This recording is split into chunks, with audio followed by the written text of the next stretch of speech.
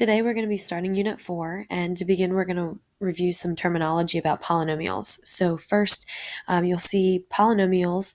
The first one we're going to talk about is monomial, which means just one term. So an example might be 3x squared or negative 7y, but it's just one term, number, variable, or combination of the two.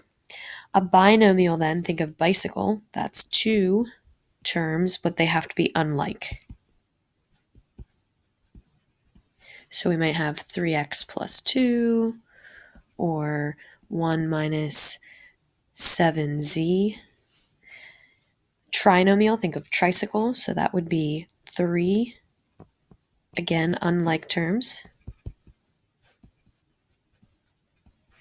So an example of that might be 4x squared plus 6x minus 3. And then polynomial is technically all of the above or just many terms. Poly meaning many. So any number of terms is technically considered a polynomial. So if we just pick one that would be just a polynomial and none of the others, we might have 10x cubed plus 4x squared minus 3x plus 2. So there's your quick review on some terminology.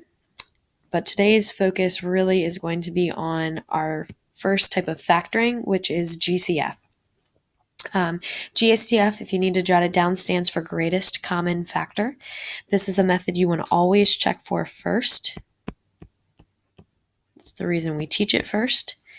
And this method works for any number of terms.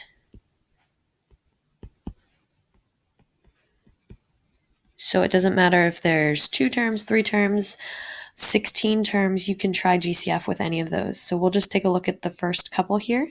The first thing you want to do, if you want to jot yourself some steps, if you prefer to do that, is first you need to find the GCF, hence the name GCF.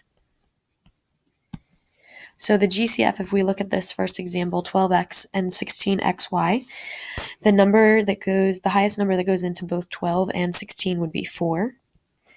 And if we look at our variables, they both have an x, but they don't both have a y. So our GCF here is going to be 4x. Step 2 is going to be to divide all of the terms by the GCF.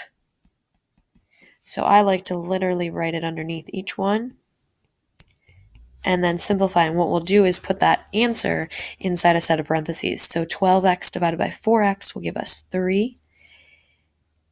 And 16xy divided by 4x will give us plus 4y.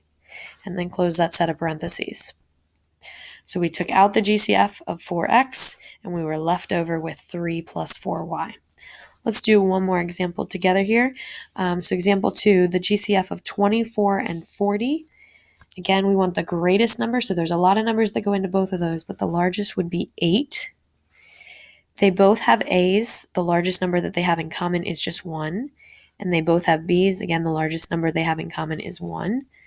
So now we're going to divide both terms by 8ab. So 24 divided by 8 gives us 3.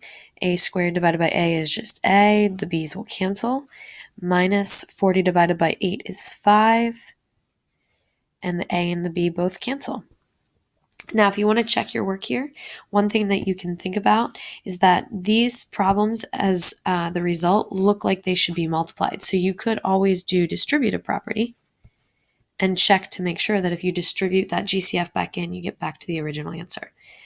So what I'd like you to do now is go ahead and pause the video and try the next couple examples. And I'll do the last example here with you. So if we look at 18 and 8, the GCF, the largest number that goes into both would be 2, and they do not both have a y, so we just have to take out that GCF of 2. So we've got 9y squared minus 4. All right, and now you should be able to go ahead and practice. Good luck.